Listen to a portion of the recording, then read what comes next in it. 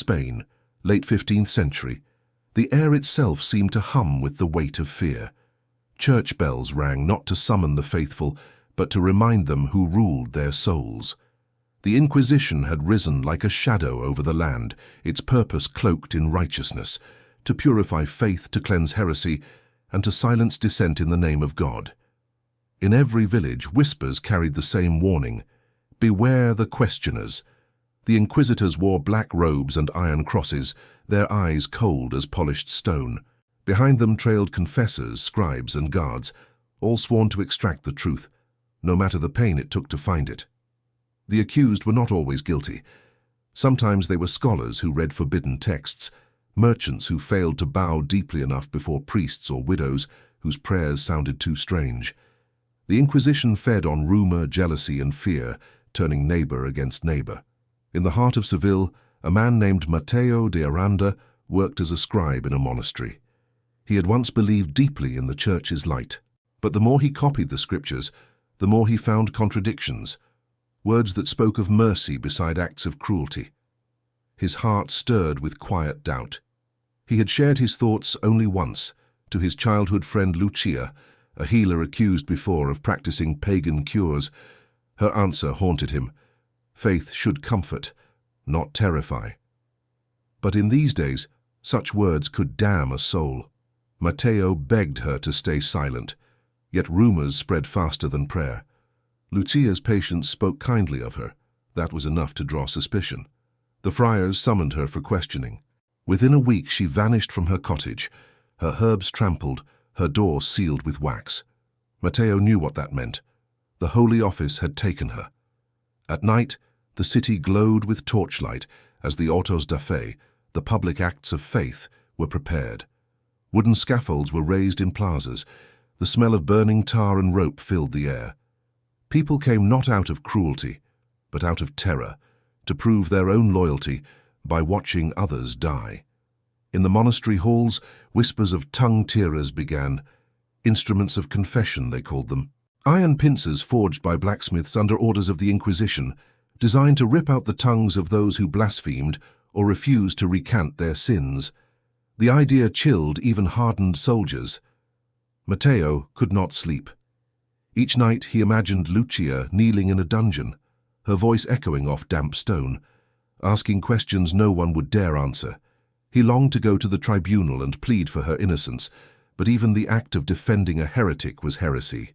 The tribunal chambers were hidden beneath churches, sanctified places turned into halls of agony. In these rooms, the air reeked of blood and incense. Confessors whispered Latin prayers as if to justify the screams that followed. To them, pain was purification, silence was salvation. Soon Mateo received a summons himself, a sealed parchment bearing the seal of the Inquisition. His hands trembled as he broke the wax. "Come forth and answer for your writings," it read. His knees weakened. He knew what he had copied, what he had thought they had found him too. On the morning of his questioning, the sky hung low and grey. 2 guards escorted him through narrow streets to the Tribunal of Seville. The streets were lined with watchers, faces hidden behind fear. Children were pulled indoors as the iron gates clanged shut behind him. Inside, candles flickered before crucifixes. The Grand Inquisitor, a tall man with a silver beard and eyes like cold glass, sat upon a raised chair. "You are Mateo de Aranda," he said, his voice calm, almost kind. "A man of letters. Then you understand the danger of words." Mateo bowed low, his voice trembling. "I have only copied the scriptures, my lord." The Inquisitor leaned forward. "And yet, we have learned you questioned the meaning of mercy. You doubted divine justice. You spoke to a woman condemned for sorcery. Tell me, do you still doubt?" He could feel the eyes of the friars upon him, their quills scratching his every breath onto parchment. His heart pounded. One wrong word could end his life. "No, my lord," he whispered. "I am faithful." The Inquisitor's lips curved into a small smile. "Faith must be proven. You will remain in the house of penitence until your soul is cleansed. There, you may reflect on your doubts." 2 guards took him away. Down the spiral steps he went, into the catacombs where sunlight never reached. The air grew colder, thicker, filled with the faint scent of iron and despair. He could hear cries from below, some pleading, some praying, some begging for the mercy that would never come. They threw him into a cell, damp and narrow, lit by a single candle stub. The walls bore scratches from those who came before, names carved in desperation, prayers unfinished. From the next cell came a faint whisper. "Mateo!" It was Lucia's voice. His breath caught. "Lucia, you're alive." "For now," she whispered, her tone broken. "They asked me to confess. I refused. They said tomorrow they will silence me." "Silence?" he asked, though he already feared the answer. "They have tools, Mateo," she said softly. "Iron claws that take the tongue. They call it saving the soul from blasphemy." He pressed his forehead to the wall, tears burning his eyes. Above, the bells of Seville rang out again, not for worship, but for judgment. And deep below, in the echoing stone chambers, the tongue-tierers prepared their instruments for mourning. The candle flickered low. Mateo prayed, not for salvation, but for courage, because dawn would come soon, and with it the sound of screams swallowed by silence. The morning came shrouded in fog, heavy with the scent of ash and incense. Beneath the Tribunal of Seville, torches flickered against damp stone, casting trembling shadows across the dungeon walls. The guards moved like ghosts, their armor echoing softly as they prepared the condemned for judgment. Mateo had not slept. Every moment he heard the footsteps of priests and executioners above him, and the distant tolling of the cathedral bells. Each strike was a heartbeat closer to the inevitable. When the iron door opened, the candlelight revealed two figures, hooded, silent, faceless. They beckoned him to rise. He followed them through a maze of corridors where prayers and screams merged into one unholy sound. The scent of oil and blood filled the air. At the far end of the hall, he saw it, the Chamber of Silence. The room was circular, lit by braziers that glowed like open mouths of fire. In the center stood a wooden chair bolted to the floor. Chains hung from the ceiling. On a nearby table lay a row of tools, gleaming in the firelight: tongs, pincers, branding irons, knives. And beside them, an iron pair of forceps shaped like claws, the lingua pincers, used to tear out the tongues of heretics who spoke against the church. The sight froze Mateo's blood. The Grand Inquisitor stood near the brazier, hands clasped behind his back. "Brother Mateo," he began softly, "you were a man of words. You wrote what others only dared to think. Now those words must be purified." Mateo bowed his head, his voice shaking. "I meant no heresy, my lord, only to understand the scriptures." "Understanding is the seed of pride," the Inquisitor replied. "And pride births rebellion. You doubted divine mercy, and for that your tongue must be cleansed." The guards forced Mateo to his knees. He looked around in desperation, and saw her. Lucia, shackled to the opposite wall, her face pale but unbroken. Her lips moved soundlessly as she tried to form his name. His heart shattered. "Do you repent?" the Inquisitor asked Lucia. "I spoke only truth," she said weakly. "That love cannot be forced through fear." The Inquisitor sighed. "Then your tongue shall no longer deceive you." The executioner stepped forward, a thick man with burn scars across his arms. He lifted the glowing iron pincers from the brazier, the metal hissing in the air. Two friars murmured prayers as incense smoke curled toward the ceiling, mixing with the scent of burning flesh. Lucia was dragged to the chair and bound. Her cries echoed through the chamber, mingling with the chants of the priests. Mateo struggled against his guards, shouting her name, but the sound was drowned by the low hum of ritual prayer. "Open her mouth," ordered the Inquisitor. A guard forced her jaw open with a wooden wedge. She gasped, eyes wide with terror. The executioner stepped closer, gripping her tongue with the pincers. For a moment, time itself seemed to pause. Then came the pull. A scream tore through the chamber, so raw, so human, it seemed to rip the soul from the air. Mateo turned away, weeping.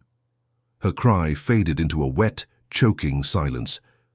The executioner stepped back, holding a strip of flesh that still quivered in the air before tossing it into the brazier. The room filled with the sickening scent of burning blood. "Thus the soul is purified," intoned the Inquisitor. "Thus truth is restored." Lucia slumped forward, trembling, her mouth a crimson wound. The priests drew the sign of the cross above her and dragged her limp body aside. The Inquisitor turned his gaze upon Mateo. "Now," he said coldly, "let us see if you still have words of doubt." Mateo's breath came shallow. "Please," he whispered, "she was innocent." "Innocence," the Inquisitor replied, "is proven by obedience. You shall confess or you shall follow her path." They forced him into the same chair. The iron was still warm from Lucia's body. His wrists were clamped, his legs bound tight. The taste of smoke and salt filled his mouth. One of the friars brought forward a scroll, his own writings, his copied passages questioning mercy. The Inquisitor read them aloud, each word a knife. "You wrote, 'If God forgives, why does man burn?'" He looked down at Mateo. "Do you still stand by these words?" Mateo stared at the floor, tears streaking through the dirt on his face. "I only asked what others were too afraid to ask." "Then you are guilty of pride, pride of the tongue." The executioner approached again, pincers raised. Mateo felt his entire body tremble. The iron glowed red, dripping with the remains of the last soul it had silenced. "Confess your heresy," said the Inquisitor one last time. "Renounce your words and beg forgiveness." Mateo lifted his head. "If mercy cannot be spoken," he whispered hoarsely, "then mercy does not exist." The Inquisitor's eyes hardened. "So be it." The pincers closed upon Mateo's tongue. Fire exploded in his mouth as the metal clamped down. He screamed, or tried to.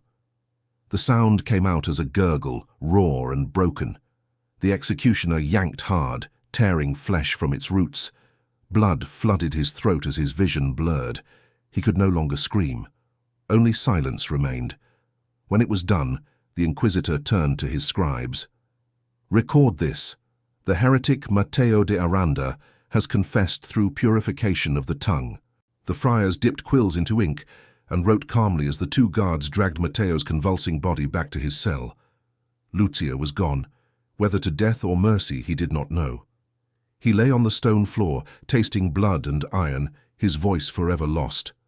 Above, the bells of Seville rang once more, not for salvation but for spectacle. Outside, in the plaza, crowds gathered around wooden stakes. The condemned would be burned not for what they had done, but for what they had dared to say. In that terrible silence, Mateo realized the Inquisition feared only one thing: the human voice. And now, even in his agony, he vowed that though they had torn out his tongue, they would never silence his truth. But vows, like faith, had a price, and the Inquisition always collected. Years passed, but the screams of the silenced never faded from the stones of Seville. The tribunal continued its grim work, rooting out heresy, burning books, tearing tongues, and purifying souls through pain. Yet beneath the prayers and processions, something began to shift. The people, once obedient through terror, began to whisper again. It started with the healers. Women who remembered Lucia's kindness tended the sick in secret, murmuring prayers of mercy instead of fear. Then came the scribes, like Mateo once was, men who copied forbidden texts by candlelight, passing them from hand to trembling hand. The words spread like wildfire. God does not demand silence. Mateo lived on, broken but unbowed. His tongue was gone, but his mind still burned with the truth he could no longer speak. Within the darkness of the monastery prison, he scratched words into scraps of parchment with bloodied fingernails, crafting messages of hope for those who still had voices. "Faith without compassion is rot," one read. "Mercy is the true fire of God," said another. He hid them in cracks between stones where guards would not look. Somehow, those words escaped. Prisoners whispered them to each other, and soon the very walls of the tribunal carried his silent rebellion. To those who read his hidden script, Mateo became a legend, El Silenciado, the silenced one, whose lost tongue spoke louder than the Inquisitors' decrees. By 1512, the fires of the Inquisition had begun to wane. Spain's kings needed gold for wars, not witch hunts. Whispers of corruption reached even the ears of Rome. Reports of torture, false confessions, and stolen lands made the church uneasy. In the cities, people began to look upon the black-robed inquisitors not as holy men, but as executioners. The Grand Inquisitor of Seville, Father Alonso de Cuerda, grew desperate. He ordered more public burnings, more confessions, more displays of power. Fear must be renewed, he told his priests, but fear, once overfed, devours its master. One night, as the bells rang for another auto da fe, a storm rolled across Seville. Rain lashed the plaza, but the crowd gathered anyway, huddled under cloaks. The condemned were led forth, among them a frail old man with hollow eyes and scars around his mouth, Mateo de Aranda. He could not speak, but his presence alone silenced the square. Many recognized him, the man they thought long dead, now brought out to burn for the crime of surviving. The Inquisitor himself came forward, his silver beard wet with rain. "This man," he proclaimed, "has spread blasphemy even without a tongue. He shall burn, and his ashes will purify Seville." Lightning cracked across the sky. The crowd flinched. Mateo raised his head, and in the flicker of flame his eyes shone with something unearthly. Not fear, but defiance. Around him the whispers began again. "That's him, the silenced one." They fear him still. He never spoke, yet his truth lives. The priests tried to chant above the murmurs, but their words drowned beneath thunder. The executioner reached for his torch, but the rain came harder, quenching the fire before it touched the stake. Gasps rippled through the plaza. "A sign!" someone shouted. "God rejects their cruelty." The Inquisitor barked orders. "Relight it. The heretic must burn." But the wind howled, tearing the torches from their hands. Then came the first rock, thrown from the crowd. It struck a friar's shoulder. Another followed, then another. The mob, once silent and afraid, erupted in fury. Centuries of fear broke loose in a single heartbeat. Guards rushed to contain the riot, but the people surged forward, ripping through ropes and pulling the condemned from the pyre. The Inquisitor screamed for order, but his voice was lost in the chaos. The very citizens he had ruled through terror now turned on him with righteous rage. Mateo fell to his knees, rain washing the blood from his wrists. He looked up at the cathedral towers, the crucifix gleaming through the storm. Though he could not speak, his lips moved, not in prayer but in gratitude. Lucia's words came back to him, carried on the wind. Faith should comfort, not terrify. By dawn, the tribunal was in flames. Records were torn, instruments shattered, cells opened. The Inquisitors fled or were slain by their own guards. The chamber of silence burned last, its iron tools glowing red one final time before melting into ruin. When the smoke cleared, only ashes remained. Among them, the people found a piece of scorched parchment, one of Mateo's writings, charred but legible. "No power can silence mercy. No fire can burn truth." Years later, the Church would claim the Inquisition's cruelty had been exaggerated, but in Seville, mothers told their children of the man who had no tongue and yet spoke louder than kings. And as the bells tolled across the city once more, not for punishment but for peace, the legend of the tongue-tearers ended where it began, in silence. But this time, it was a silence born not of fear, but of freedom. Subscribe the channel for more interesting content.